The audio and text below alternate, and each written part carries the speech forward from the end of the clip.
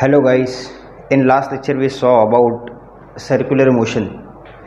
We saw actually different cases of circular motion like speed of the vehicle on a horizontal plane road. See, in last lecture if you remember, we derived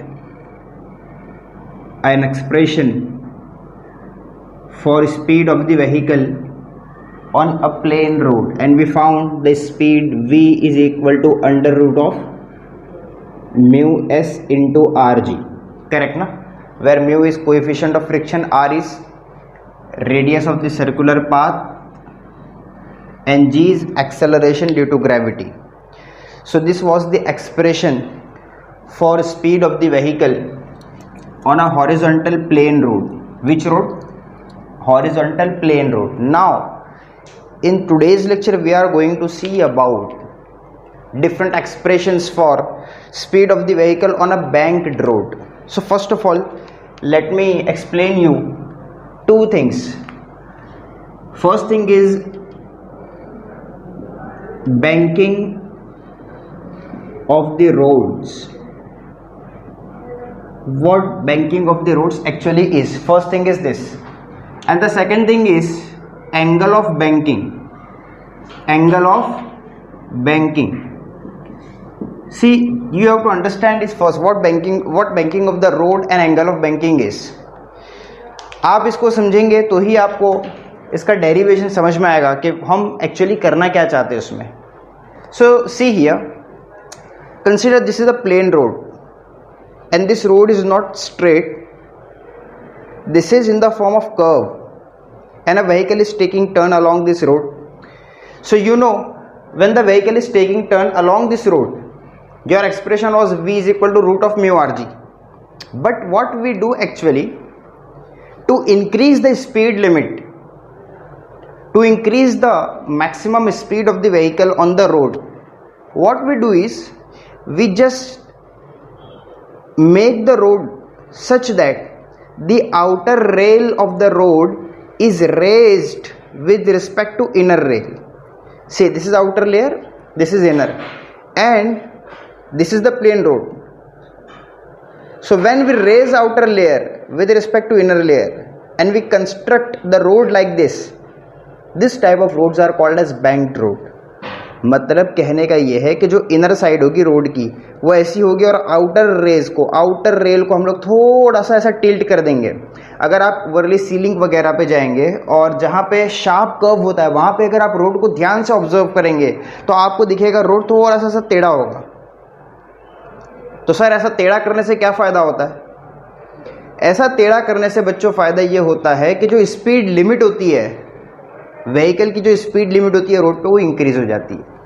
yes, we can increase the speed limit of the vehicle. यानी मान लो previously ये road ऐसा था और vehicle की maximum speed थी 50 kilometre per hour. भाई 50 से ऊपर गाड़ी जाएगी तो गाड़ी स्लिप हो जाएगी, कंडीशन ये थी प्रीवियसली. लेकिन बैंक कर देने से, एंगल ऑफ बैंकिंग दे देने से फ़ायदा ये होता है कि the speed limit of the vehicle increases. So banking of road समझ में आ गया. बैंकिंग ऑफ रोड मतलब the process of raising the outer rear of the road with respect to inner so that the maximum speed limit of the vehicle increases. This is banking of the road. What is angle of banking? भाई जिस angle पे आपने उसको tilt किया, that angle will be banking angle या angle of banking. See here, मान लेते पहले ये रोड ऐसा प्लेन था, अब हमने क्या किया, इसको थोड़ा सा उठा के यहाँ पे लेके आ गए आउटर पार्ट को, तो अभी ऐसे बन जाएगा ना, और ये जो एंगल होगा ये थीटा होगा. Remember, this is front view of the road. यानी आप रोड को यहां से देख रहे हो और रोड ऐसे है टेढ़ा. मतलब अगर मैं ऊपर से देखूंगा तो ऊपर से मुझे ये ऐसा दिखेगा, ऊपर से देखने पे ये ऐसा दिखेगा. मैं यहां से देख रहा हूं इस तरफ से, तो इस तरफ से देखने से रोड कैसा दिखेगा मुझे, ये जो आउटर पार्ट है थोड़ा सा उठा हुआ रहेगा विद रिस्पेक्ट टू इनर, और गाड़ी ऐसे जा रही है हमारी इसके ऊपर. ठीक है. So this is banking of the roads and this theta is called as angle of banking. This theta is nothing but angle of banking. ठीक है, इतना समझ गए अच्छे से. Now come we derive some expressions on a banked road. देखो सबसे पहला एक्सप्रेशन जो हम डिराइव करने जा रहे हैं बच्चों, वो है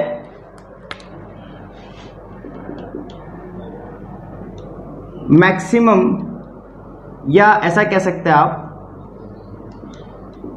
मोस्ट सेफ स्पीड, इसको ऐसा भी कहते हैं ऑप्टिमम स्पीड, या हम इसको ऐसा भी कह सकते हैं speed for no wear and tear of the tyre. मैं तीनों को समझाऊंगा एक्चुअली ये सब है क्या। हम लोग अभी जो डेरिवेशन डिराइव करने जा रहे हैं, हम लोग फाइंड करने जा रहे हैं स्पीड का एक ऐसा एक्सप्रेशन, एक ऐसा फॉर्मूला कि जिस फॉर्मूले से हमको बैंक्ड रोड पे, मुझे आगे लिखने दो, on a banked road, banked road, हम जो अभी फॉर्मूला डिराइव करने जा रहे हैं वो फॉर्मूला है the most safe speed. Banked road पे मोस्ट सेफ स्पीड व्हीकल की क्या होगी, पहली चीज। दूसरी चीज, उसी मोस्ट सेफ स्पीड को हम लोग कहते हैं optimum speed. Third thing, speed for no wear and tear of the tyre. देखो जब गाड़ी रोड पे चलती है और आपने रोड को बैंक किया हुआ है और हम लोग फ्रिक्शन का सहारा ले रहे हैं गाड़ी की स्पीड को बढ़ाने के लिए, so because of coefficient of friction between tire and the road, the tire condition of the tire will go on decreasing day by day. Why? Because there is a friction between tire and the road, and if you are moving very fast, your speed is very high, so there will be, the tire of your vehicle will rub against the road surface and its condition will be very poor after some time of use. But we want a speed in which the speed should be optimum and there should be no wear and tear of the tire. So what is that speed? So the expression which we are going to derive is that speed in which you will be attaining this. Okay, so let's start. So first of all, we will be drawing a diagram.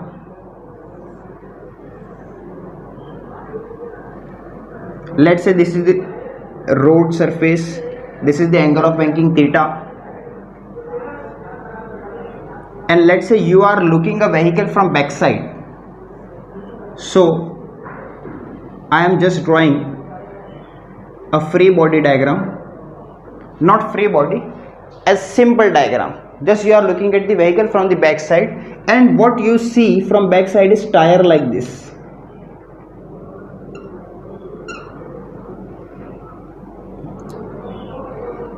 You can refer your textbook for the diagram as well. This is the road surface and this is the angle of banking theta. Okay, now first of all write out the forces which are acting on this. First of all, the weight of the vehicle will act vertically downward direction. How weight is written as mg? Weight is written as mg. The second thing is normal reaction. I explained you in the last lecture, the normal reaction will be perpendicular to this surface. That is why the normal reaction will be like this. This is the normal reaction which will be perpendicular to this surface, normal reaction. These are two forces which are acting on the vehicle. Okay, now in the next step we will be resolving these forces. Okay, so what you just do is make diagram like this, mark these two forces with any color like black or blue color pen.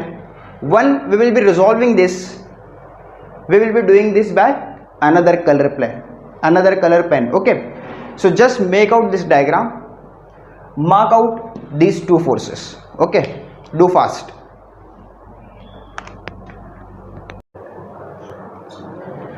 चलो अब हम क्या करेंगे, अब इन forces को हम लोग resolve करेंगे with a different colour pen. See here resolution कैसे होगा. फर्स्ट ऑफ ऑल इन फोर्सेस को रिजॉल्व करने की ज़रूरत क्यों है. देखिए ये फोर्स, ये जो दो फोर्सेस आपके सामने दिख रहे हैं, हम इसको रिजॉल्व इसलिए करेंगे ताकि हमारा कैलकुलेशन थोड़ा सा इजी हो जाए। कैलकुलेशन रिजॉल्व करने से कैसे इजी होगा वो अब यहाँ देखेंगे आप। अब देखो यहाँ पे ये जो नॉर्मल रिएक्शन जो इस तरफ जा रहा है इसको मैं दो कंपोनेंट में रिजॉल्व करूंगा। एक कंपोनेंट होगा हॉरिजॉन्टल वाला और एक कंपोनेंट होगा वर्टिकल वाला।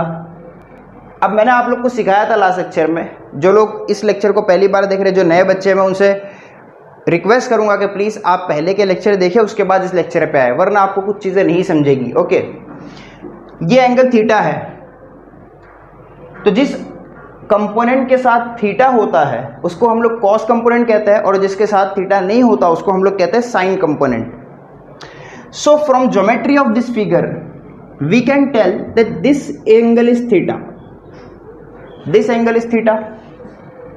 ये एंगल थीटा है तो ये एंगल भी क्या होगा, theta.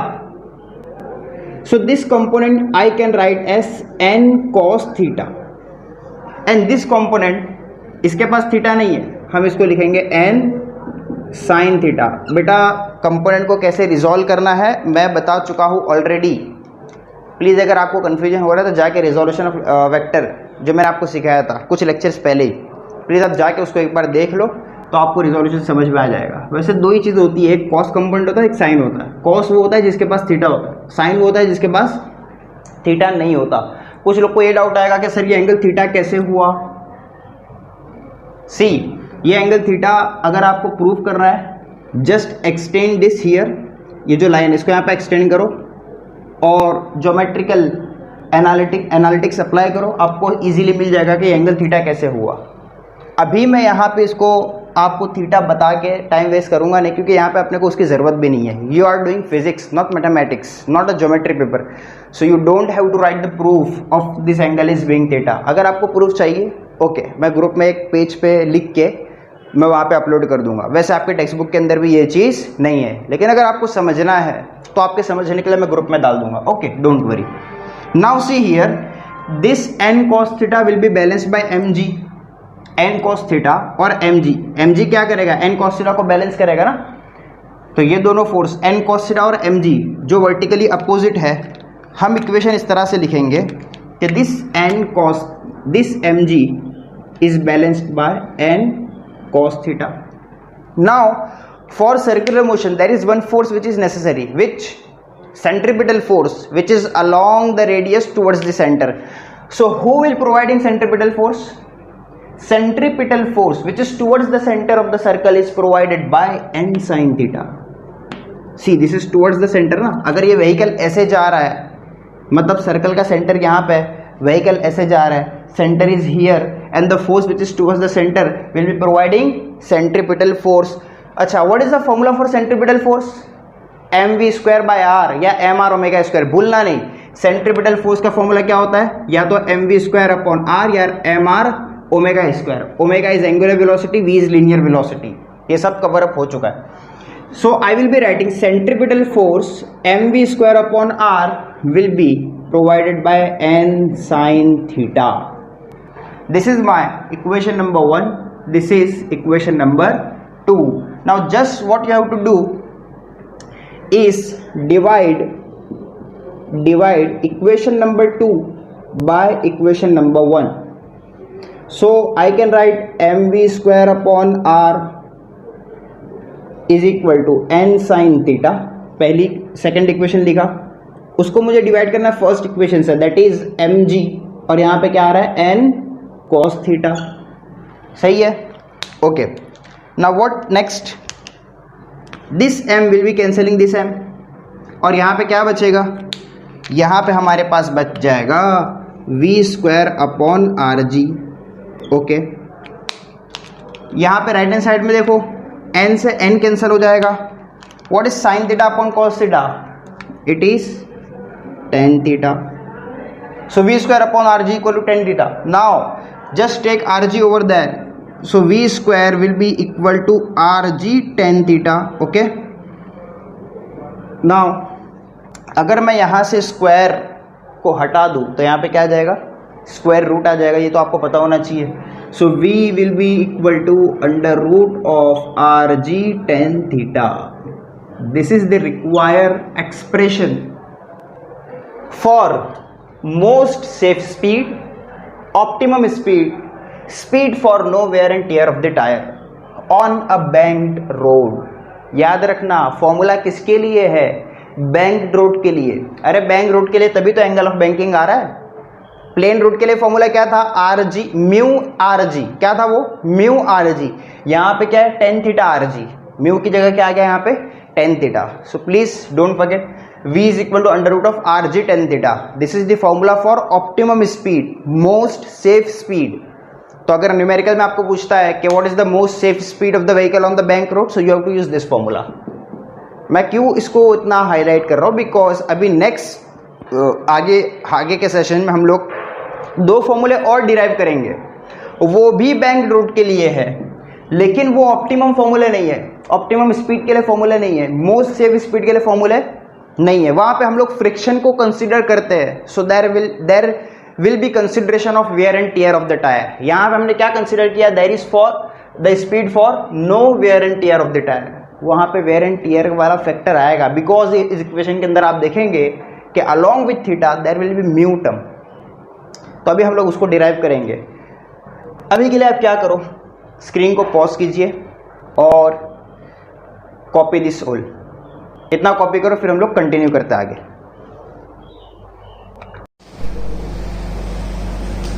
Okay, so you have copied this. Now let's do one thing. See here, ये जो फॉर्मूला हमने डिराइव किया, this formula was for optimum speed. It was for optimum speed. Now see, we are going to derive now two expressions, one expression for lower limit and one is for upper limit। अब sir ये lower limit upper limit ये सब है क्या? देखिए अभी आपने जो फॉर्मूला डिराइव किया आर जी टेन थीटा, ये फॉर्मूला मैक्सिमम स्पीड का फॉर्मूला नहीं है। क्या फॉर्मूला मैक्सिमम स्पीड का? नहीं। क्या फॉर्मूला मिनिमम स्पीड का? नहीं। ये फॉर्मूला था ऑप्टिमम स्पीड के लिए। लेकिन जहां कार रेसिंग होती है, जैसे फॉर्मूला 1 की रेसिंग, तो वहां पे हम लोग ऑप्टिमम स्पीड से थोड़ी चलते हैं। अरे वहां तो रेस जितना होता है ना, तो वहां पे जो ड्राइवर होता है उसका इंटेंशन ये होता है कि I should have maximum possible speed. तो अब हम ये फाइंड करने जाएंगे कि भाई मैक्सिमम पॉसिबल स्पीड कितनी होगी। अब जब मैक्सिमम फाइंड कर रहे हैं तो मिनिमम भी फाइंड कर लेते हैं कि मिनिमम पॉसिबल स्पीड कितनी होना चाहिए और मैक्सिमम पॉसिबल स्पीड कितनी होना चाहिए। सो कंबाइनली मिनिमम एंड मैक्सिमम ये एक लिमिट होती है ना, इसीलिए आप लोग हेडिंग डालेंगे स्पीड लिमिट। Speed limit. अब स्पीड लिमिट में दो चीजें आएगी। पहली चीज तो आएगी minimum speed,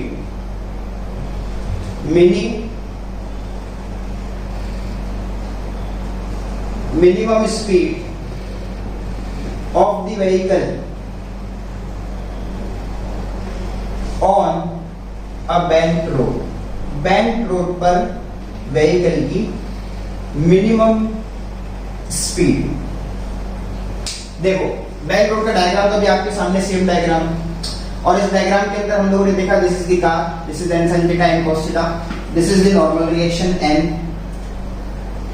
in upward direction like this is the weight of the vehicle. Consider this vehicle is going very slow, the speed of the vehicle is very slow, उसकी स्पीड बहुत कम है। तो अगर स्पीड कम होगी तो क्या होगा? आप जरा ध्यान से देखिएगा, ये जो व्हीकल का n sin थीटा वाला कंपोनेंट है, इसका जो नॉर्मल रिएक्शन है वो तो ऊपर है, n sin थीटा वाला कंपोनेंट जो है वो क्या करेगा? It will try to pull the vehicle in this direction. अरे ये स्लोप की तरह हो गया ना, तो व्हीकल का n sin थीटा वाला कंपोनेंट वो ट्राई करेगा व्हीकल को इस डायरेक्शन में खींचने का, है ना। तो जब व्हीकल को इस डायरेक्शन में खींचने का वो ट्राई करेगा, तो आप देखेंगे कि अपोजिट डायरेक्शन में, in the opposite direction there will be a force between tyre and road, और उस फोर्स का क्या नाम है? Force of static friction, Fs। Force of static friction Fs। तो यहां पे हमारे पास एक नया फोर्स आ गया जिसका क्या नाम है? Frictional force. और मैंने प्रीवियस लेक्चर में बताया था आपको, this frictional force Fs is nothing but equal to coefficient of friction mu s multiplied by normal radiation. ये फॉर्मूला है, Fs frictional force is equal to mu s into n formula भूलना नहीं, you should remember this formula, okay. Now come here, अब ये frictional force आ गया तो इसको भी तो रिजॉल्व करना पड़ेगा दो कंपोनेंट में obviously. So again we will be having two component.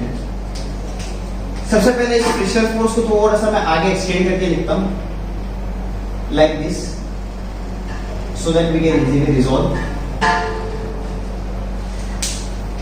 ये जो n cos थीटा है इसको अब हम यहां लिख देते हैं थोड़ा सा शिफ्ट करके। अब देखो यहां पे इसको मैं दो पार्ट में रिजॉल्व करूंगा। Again there will be a horizontal component and there will be a vertical component, correct ना।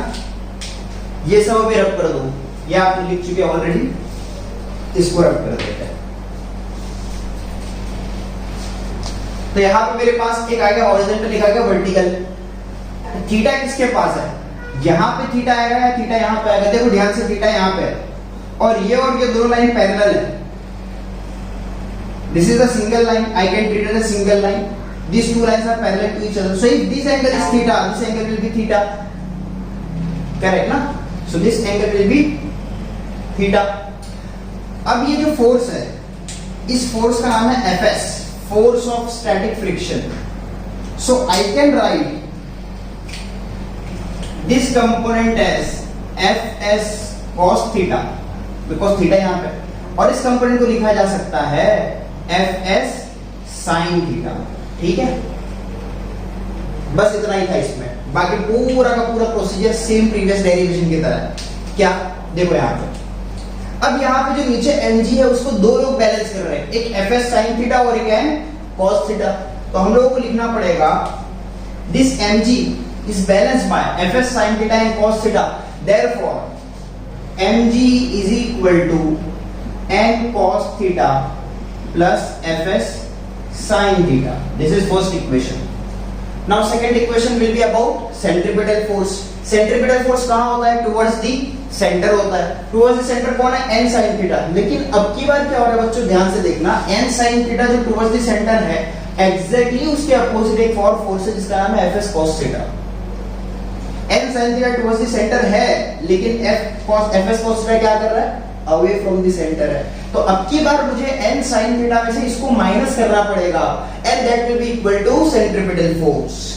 सो I can write centripetal force mv square upon r जो कि टुवर्ड्स द सेंटर होता है, that will be equal to n sin theta which is towards the center minus Fs cos theta, n sin theta minus Fs cos theta. I can give this equation as equation number 1 and this as equation number 2, and again we will be writing dividing equation number 2 by 1 by 2 को 1 से divide करना है। देखो 2 को 1 से divide करोगे तो आप ऐसा लिखोगे mv स्क्वायर अपॉन r और नीचे mg, ठीक है, और यहाँ पे n sin theta minus Fs cos theta, equation number 2 वाला, और उसके बाद ऊपर वाला n cos theta plus Fs sin theta, correct ना। नाउ व्हाट हैपन, ये m और m कैंसिल हो जाएगा, ध्यान से देखिएगा, m और m कैंसिल हो गए तो यहाँ पे क्या बचेगा, मैं डायरेक्ट लिखने जा रहा हूँ। यहाँ पे m ने m को कैंसिल कर दिया, यहाँ पे बचा b स्क्वायर अपॉन r, नीचे g, तो combinedly it will become b square upon rg like previous case. पिछला डेरिवेशन आपके सामने, इसलिए मैं इसको डायरेक्ट कर रहा हूँ। So it will become b square upon rg, ठीक है। अब यहाँ हम लोग एक स्टेप आपको याद रखना पड़ेगा बच्चों, और वो स्टेप ये है कि you have to divide the numerator and denominator, you have to divide the numerator and denominator by n cos theta. You have to divide this numerator and denominator by n cos theta. तो मैं यहाँ पे लिखता हूँ dividing numerator and denominator by n cos theta. Numerator denominator दोनों को n cos से divide करो। अब देखो ध्यान से, c n को अगर मैं n sin थीटा को n cos से डिवाइड करूं, क्या आंसर आएगा बताओ। यहाँ पे मेरे पास n sin थीटा बचा हुआ है, इसको डिवाइड कराओ किससे, n cos थीटा से, n cos थीटा से, तो n और n तो कैंसिल हो जाएगा और sin अपॉन cos क्या बन जाएगा, tan। sin theta upon cos theta क्या बन जाएगा, tan। तो इस टर्म की जगह मेरे पास बच जाएगा tan थीटा। क्या जाएगा बच्चों, tan थीटा, ठीक है। या तो एक काम करो, एक स्टेप और ऐड कर लो, वरना आप कंफ्यूज हो जाओगे अच्छे खासे और प्रॉब्लम हो जाएगी आप लोग को। मैं पूरा का पूरा लिखता हूँ फिर से एक बार और आपको समझाता हूँ अच्छे से। इसको डिवाइड करना है मुझे n cos थीटा से, उसके बाद बड़ा वाला आप और नीचे वाला term as it is copy n cos theta plus fs sin theta and this will be divided by again n cos theta. देखो डिवाइडिंग न्यूमरेटर मतलब ये, डिवाइड किया न्यूमरेटर को किससे, n cos थीटा से, डिनोमिनेटर मतलब ये, उसको डिवाइड किया किससे, n cos थीटा से। तो अगर दोनों को n cos थीटा डिवाइड किया तो n cos थीटा कैंसिल, यही वाला टर्म बचेगा। मतलब हमने इसको कुछ चेंज किया क्या, नहीं, हमने न्यूमरेटर डिनोमिनेटर को डिवाइड किया। अब क्या करना, देखो this n sin theta and n cos theta both, ये n cos थीटा इससे भी डिवाइड होगा और इससे भी डिवाइड होगा, ये वाला n cos थीटा इससे भी डिवाइड होगा और इससे भी डिवाइड होगा। जब हम n cos थीटा को इससे डिवाइड करेंगे तो n और n कैंसिल हो जाएगा और sin theta upon cos theta बच जाएगा हमारे पास tan theta. What will remain बच्चों, tan थीटा। ठीक है, नाउ कम हियर, यहां पे cos थीटा कैंसिल हो जाएगा और यहां पे बचेगा fs अपॉन n। क्या बचेगा, fs अपॉन n।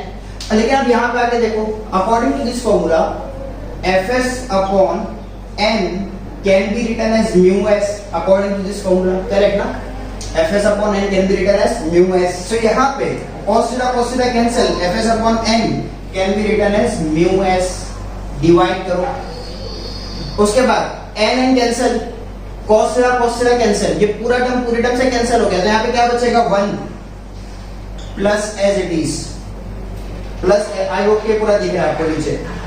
ये देखो cos theta sin theta, sin theta upon cos theta क्या बन जाएगा, tan थीटा, और fs अपॉन n क्या बनेगा, म्यू। ध्यान रखना fs अपॉन n क्या बनेगा, म्यू। तो पहले मैं लिख देता हूं म्यू s, और sin theta upon cos theta क्या बनेगा, tan theta. So I can right over here tan theta.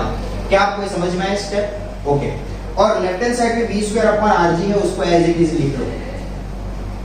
अब ये स्टेप हम लोग यहाँ पे कंटिन्यू करते हैं। अब क्या होगा, ये जो rg है बच्चों, उसको यहाँ मल्टीप्लाई कर लेते हैं इसके साथ, ये बीच में इक्वल टू की साइन है, rg को इससे मल्टीप्लाई कर लेते हैं। So we can write v square is equal to rg bracket में tan theta minus mu s upon 1 plus mu s into tan theta. Now see left hand side पे v square है, तो ये v square अगर मैं square को हटा दूं तो राइट हैंड साइड वाले टर्म पे क्या आ जाएगा बच्चों, स्क्वायर रूट आ जाएगा, करेक्ट ना। क्या इसको नेक्स्ट स्टेप में लिखा जाए, चलो नेक्स्ट स्टेप में लिखते हैं। ये स्टेप में एज इट इज रखो v स्क्वायर, नेक्स्ट स्टेप क्या बन जाएगा, next step is v is equal to rg tan theta minus mu s upon 1 plus mu s into tan theta, और यहाँ पे इसके ऊपर डालते हैं स्क्वायर रूट। ये हमारा फाइनल एक्सप्रेशन है फॉर मिनिमम स्पीड।